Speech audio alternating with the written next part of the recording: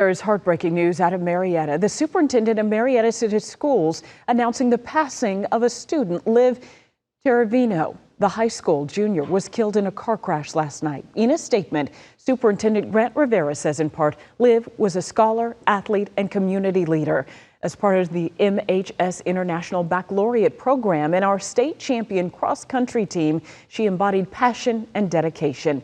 In remembering Liv, we don't just recall her achievements, but the heart, spirit, and determination with which she achieved them.